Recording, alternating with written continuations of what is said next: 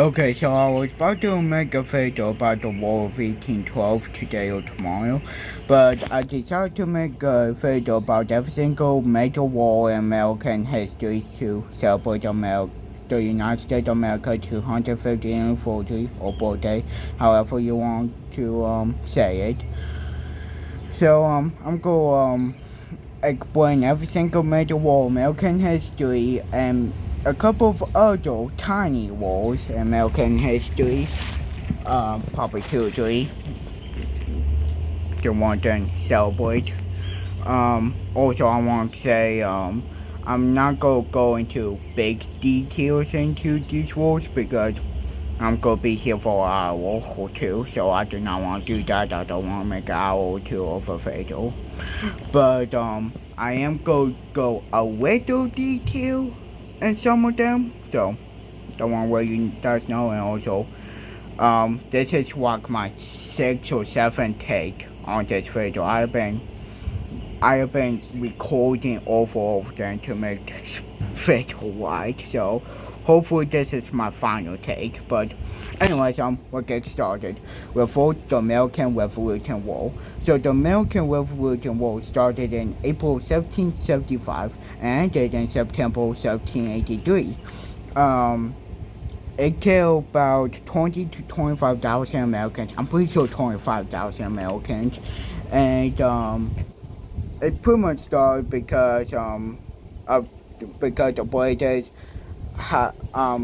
make taxes go harder and pretty much start protests with taxes without representatives and eventually blew up with in April 1775 the British in Massachusetts invaders and with the Battle of Lexington, the first Battle of Lexington, and that's the first ever battle, the American Revolution War.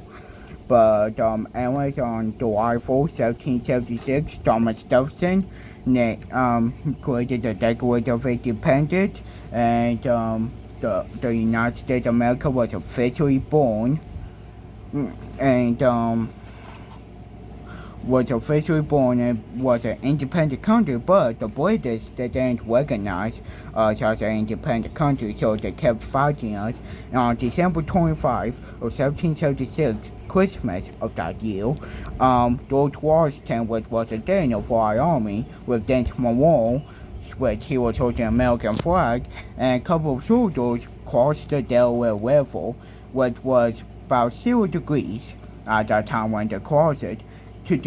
They crossed the Delaware River to do a surprise attack on the British, and it was successful. It was a major turning point in the American Revolution War. But then once in 1781, there was a battle with the French helping us, German Prussians helping us, and we won that battle against the British, and finally in September 1783, the British signed a peace treaty with us, ending the American Revolution War. Now the War of 1812. So the War of 1812 started in 1812 and ended in 1815. It killed in total 20 to 25,000 Americans. I'm pretty sure 20,000. And he was in office at the time was the fourth president, James Madison, which was also founding father. And but I'm not going to explain how the War of 1812 started. It kind of complicated. I don't know how to say the word. Sorry, it's kind of confusing. Okay, but anyways, in August of 1814, the British they were able to. That was the war was between us and the British again. And August of 1814, the British marched into Washington, D.C. and burned the White House, burned the Department of War, and Congress down. And the last time that ever happened to us, that the last time any foreign power or any other country invaded our capital. Ever since, it hasn't happened well since. But anyway, about a month later, on September of 1814, was the Battle of Baltimore, where where we Americans were guarding this military fortress in Baltimore, and the reason why we were guarding it is because of the British take it over that they won. So for like 2 or 3 straight days, the British were attacking the fortress, and we overall won. But also there was this, I think it's the same year of 1814. Um, the there was this Daniel named Introduction, which later on became the seventh president. Um, he fought in the War of 1812, and with a couple of natives and I think French troops, they crushed the British in this epic battle. But in 1815, the war officially ended, and both sides then exactly won. But if you ask me, we overall did won that war. But anyways, the Mexican American War, or the American Mexican War, that's what I call it. So the American Mexican War started under the 11th President James K. Polk, and the reason why it started is because of a border dispute. So Texas, it was once part of Mexico, but it gained independence and become its own country, and we took it over. And the Mexicans still not exactly happy about that. And James K. Polk, he also wanted New Mexico, California, and couple territories Mexico have. So James K. Polk, he sent soldiers to the border. So if Mexico do the first move, we can declare war on them. And Mexico attacked our soldiers at the border, and Congress declared war on Mexico in April of 1846. And the American Mexican War, once again that what I call it, we have to cross the Mexicans because in February of 1848, they pretty much surrendered Texas, New Mexico, and Arizona, and gave up the entire territory of California, a couple of other territories to us. And also during the war, there was this Daniel, where he had a couple of soldiers with him, and they crossed the Gulf of Mexico, Gulf of America, to like a New York City to Mexico City and capture Mexico City. So the Mexicans, they have to surrender and give us what we want, cause we can't take them over. But anyways, after that war was the American Civil War. So the American Civil War started in April of 1861 and ended in April of 1865. And before I explain when it started or how it started,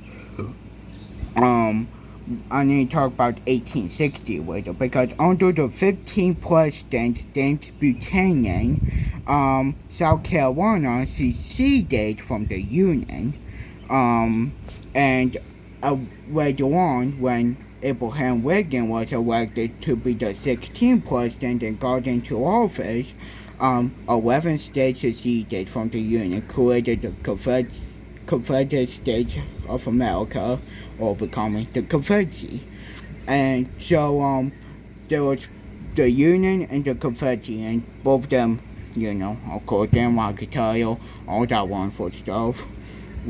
But the thing that we draw the lines, so the Union had a military base off the coast of South Carolina called Fort Sumter, and the Confederacy attacked Fort Sumter, and now apparently it killed 0 people, but it started the American Civil War that ended up lasting longer than anyone thought it would, and have the Battle of Gettysburg. Gettysburg. I think that's how I say it. Sorry, Gettysburg. sorry, I can't say, but the battle of Gettysburg ended up killing over 20,000 Americans, and it's the bloodiest battle in American history.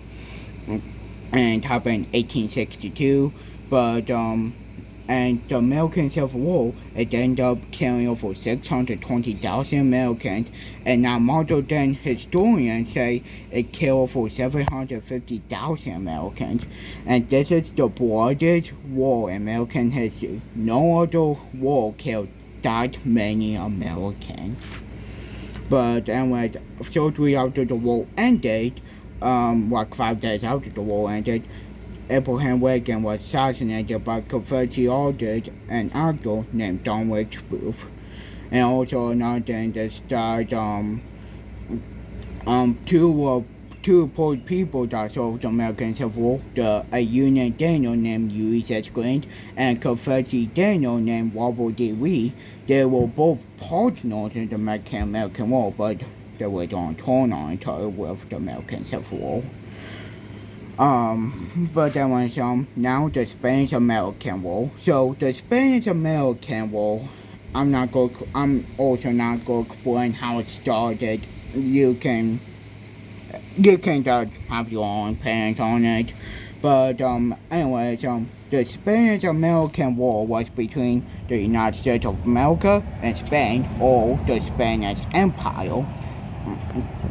And in April of 1898, under the 25th President William McKinley, the United States of America went to war with the Spanish Empire, and we absolutely crushed the Spanish.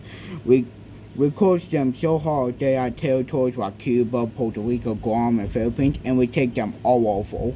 And within August of 1898, the fighting was over, and by December of 1898, both countries make a deal. And we got Philippines, Guam, Puerto Rico, and Cuba.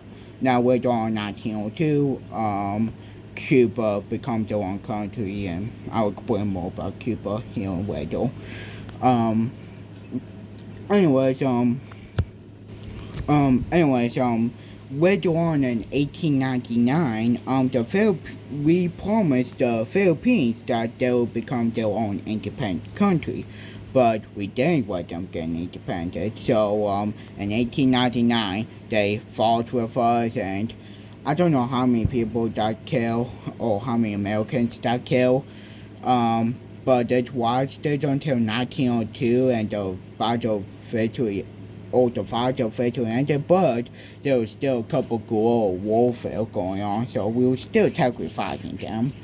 But anyways, later on, after World War II in 1946, Philippines gained their independence. I will explain more of that here later. But anyways, the next major war in American history was World War I.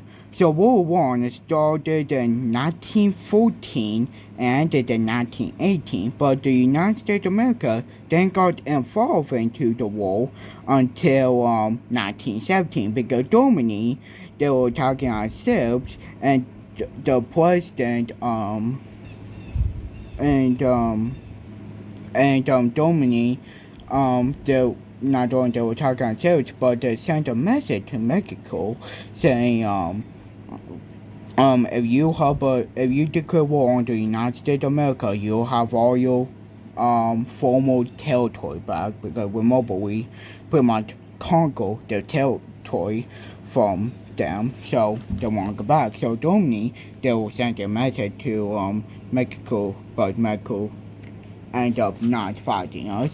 So we end up getting into the war, and the World War I, which was also called the Great War, or the war to end all wars, which didn't end any wars.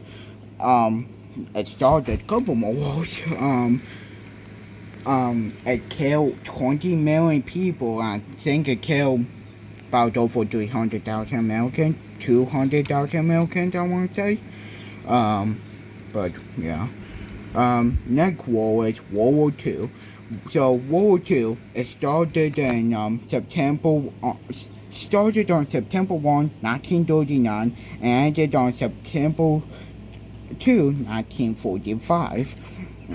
Now, this war, it then it killed over 400,000 Americans, so the second bloodiest war in American history, right below the American Civil War.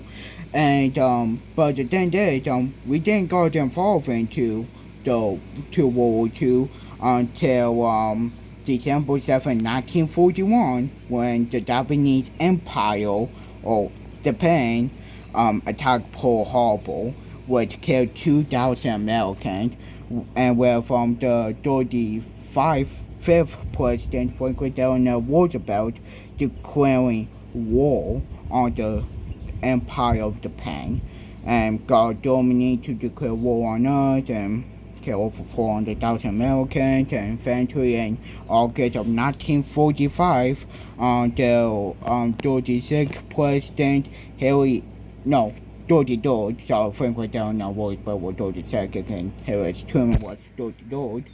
Under the 33rd President, Harry S. Truman would drop 2 atomic bombs, which are now called nukes, on Hiroshima and Nagasaki, which is in Japan. And since Germany surrendered in April 1945, well, in May, and Italy surrendered oil, and Japan surrendered on September 2, 1945, ending World War II. And World War II is the bloodiest conflict in human history, killing over 85 million people. No other war in history killed that many people. But anyways, I do want to explain about the 32nd president. So those second president Franklin Delano Roosevelt, he was the 5th president of the 26th president, Theodore Roosevelt. And the reason why Theodore Roosevelt became president because the 25th president, William McKinley, died in September of 1902. So Theodore Roosevelt became president, all that wonderful stuff.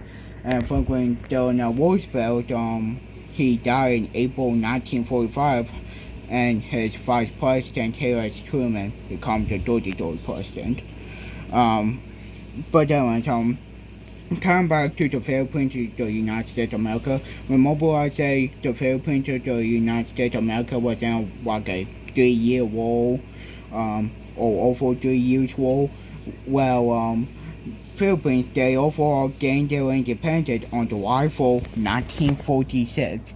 We were about to give them independence, but World War II delayed that away, but anyways, they gained independence in 1946. Okay, next up is the Cold War. Now, the Cold War, it's kind of a mess, so I'm going to explain major events that happened. So, I'm going to explain wars and a tiny war. Well, not so Italian war, but I think you will know what I mean. Why I'm talking about the Cold War. But the Cold War, it kind of disputed of when it started. Some people said 1945, 46, 47, 49. What they say it started in 1947. Well, it ended in 1991. It was between the United States of America and the Soviet Union. These 2 countries both worked together to defeat Hitler, which they successfully did. But now they were enemies, all that wonderful bullcrap. So they were fighting over each other, and was between capitalism, which pretty much the United States of America, and communism, which was the Soviet Union, or modern day Russia. And also during the Cold War in 1950, North Korea, which was led by communism, invaded South Korea, which was capitalism. So the United States of America got involved with the United Nations to stop North Korea, and got to the North Koreans right on the Chinese border in China, which was communist under Mao Zedong, had sent a couple troops, and I guess you can say we overall win. But it was kind of lost, and I applaud at the same time. And the Korean War was started in 1950, ended in 1953 under the 34th Dwight Eisenhower with Dwight Eisenhower. He was a general during World War One and World War Two.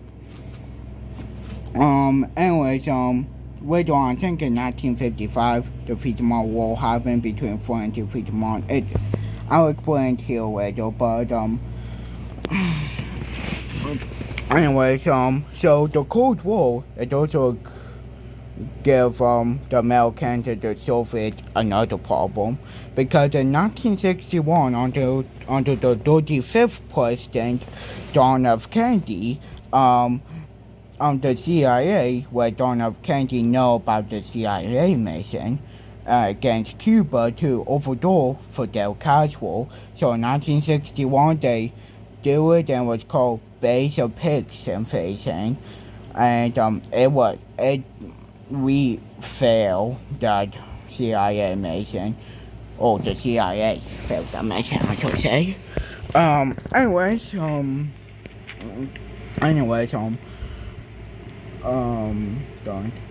a year later in 1962, Fidel Castro, he turned to the Soviet Union, and Cuba fell into communism. And more than a year later in 1962, a U.S. spy plane was going over Cuba and saw those Soviet nukes in Cuba, or on Cuba, and on Cuba's soil, which is 90 miles off of the coast of Florida, and if any of those nukes launched, can hit Washington, D.C., or New York, or Chicago within minutes. So this was a major problem for the United States of America. So John F. Kennedy, he immediately did the naval blockade to the Soviets, they won't be able to bring more supplies to the Cubans, and while the Americans and the Soviets were trying to make a deal with each other. But toward the end, when they were about to make a deal, a Soviet submarine was heading toward the American ships, and so an American warplane shot some fire at that submarine to get it back up from the surface, and don't get close to the warships. Well, the people in that submarine, they weren't in Soviet, and they haven't been in contact with Moscow for days.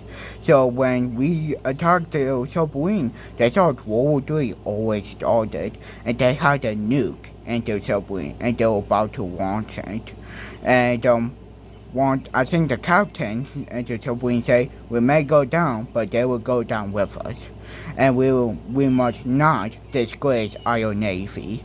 So now here's the thing: for them to want this nuke, 3 officers need to have this nuke to be launched, and 2 out of 3 officers accept the nuke to be launched, but 1 also refused to have the nuke to be launched, and his boss was angry at him, yelling at him, and some say it almost got physical in there, but the nuke was not launched, and later on, the United States of America, the Soviet Union, make a deal where the Soviets agreed to get all their nukes and weapons out of Cuba, and the U.S. agreed to get their weapons and nukes out of Turkey. So, and the Cuban Missile Crisis, that was called, if the closest the entire planet was ever to World War III before. Ever since we have been that close. Now they have been close since, but never that close before. But then was later on the 40 president. Sorry, hold on, let me back up a little. So, a year later, on November 22, 1963, John F. Kennedy was assassinated.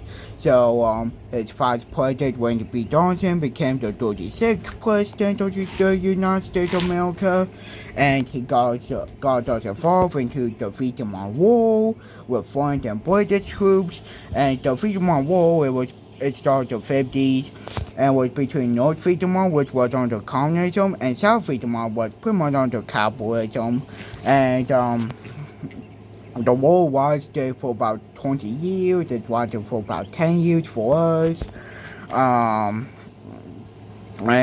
also in the 70s, under Lyndon B. Johnson, we attacked Cambodia, and that damaged North Vietnam trade, and we got North Vietnam in the corner, but then the 37th president, Richard Nixon, pulled us all out, and that's the fourth ever war where we lost the Vietnam War, and the Vietnam War officially ended for us in March of 1973.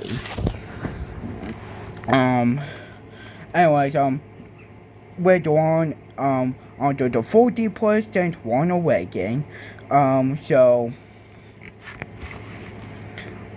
under the 40th president, Ronald Reagan, we invaded Grenada because we didn't want Grenada under communism. That pretty much what it is, and say, and Ronald Reagan was claiming that Grenadian kids or American kids, they were in danger and Grenada, so we invaded them, and it took a couple days. And that happened in 1983, I believe. But anyways, later on to the 40th president, Ronald Reagan, the Berlin Wall fell, which was separating Eastern and Western Europe, and finally in 1991, 2 years later, the Soviet Union collapsed, ultimately ending the Cold War. But I don't think the Cold War ended yet. The Cold War still technically started, but going on. But anyways, they say the Cold War officially ended in December of 1991 under the 44th president, George H.W. Bush. Anyway, sorry about that. I'm sorry I explained that wrong, because I thought. But sorry, we'll move on. So, later on, under the 44th president, George H.W. Bush, we, in 1989, under his presidency, we invaded Panama because, Panama, there was a lot of drug use going on there, so we invaded them. And within, in December of 1989 into January 1990, we were done with our mission. And, later on in 1990, Iraq, under the dictator Saddam Hussein, invaded Kuwait within 2 days.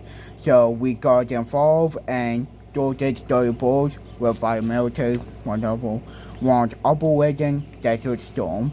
And this war was called the Gulf War, or the First Gulf War, or the Persian Gulf War, however you want to call it. And in 1991, we won. We kicked Iraq out Kuwait, and that was the end of it for now. Anyways, we go on under the 43rd president, George W. Bush, which was the son of George H.W. Bush. Under his presidency was 9/11, which happened on September 11, 2001. And happened by a terrorist group called Al Qaeda, which was created by Osama bin Laden, which we have been hunting him for years now. So, and on October 7, 2001, the United States of America invaded Afghanistan because that's where Osama bin Laden was hiding, or one of the place where he was hiding. And so we invaded Afghanistan. The Taliban there was giving him an Al Qaeda safe haven, so we were dealing with that. But another place in Iraq, one day I met in Iraq, had the dictator Saddam Hussein. And Saddam in Iraq was a problem to us, quote unquote. I'm not going to go into that.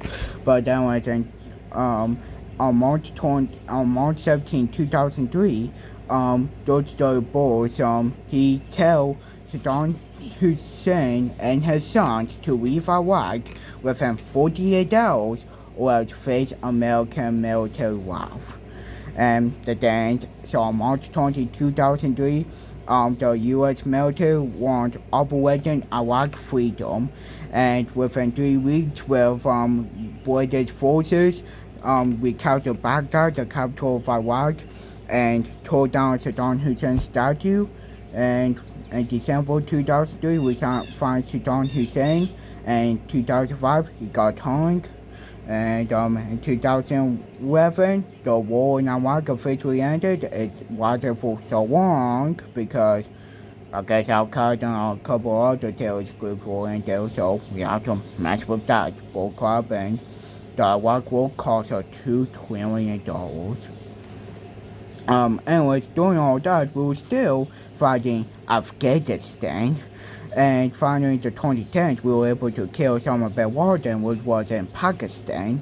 But we were still fighting Afghanistan because of like Taliban and Al-Qaeda, all that wonderful crap.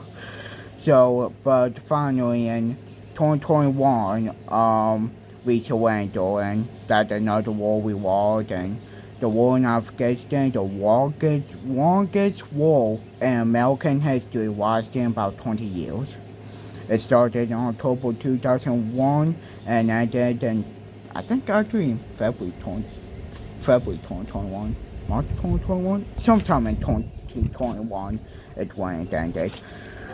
And also another thing that started in also around 2011, we attacked Libya because the dictator there, because they with this dictator government or military attack one of our ships, so we were involved into that. And now on February 28, 2026, on the 45th and on the 40th, sorry, I have been tired. Under the 45th and 47th President Donald Trump, with Israel launched Operation Epic Fury, a military operation, and we have to destroy. It was against Iran, and we have to destroy Iran. Iran was over 150 of their Navy ships. There were so many ships that they were using small ships, and we destroyed a couple of those.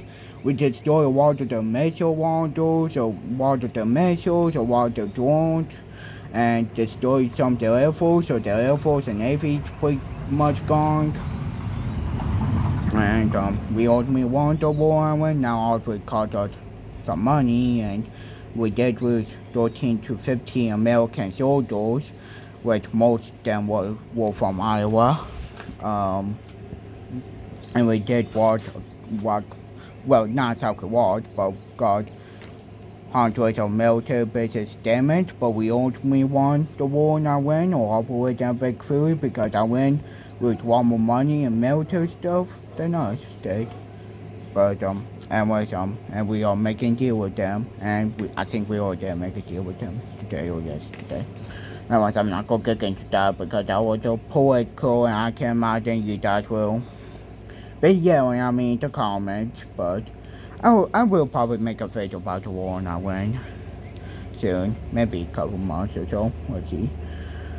But anyways, that's pretty much every major war in American history. I'm sorry I kind of got the video too fast at the end, especially with the Cold War. I was being a little too long with that, and it got a little more complicated with that. So sorry about that. But anyways, remember, God love you. He died for you. He created everything. For us, He created everything we know, love, everything that's good. He created us, and He loves you. But anyways, that's for this video. See you guys. Bye.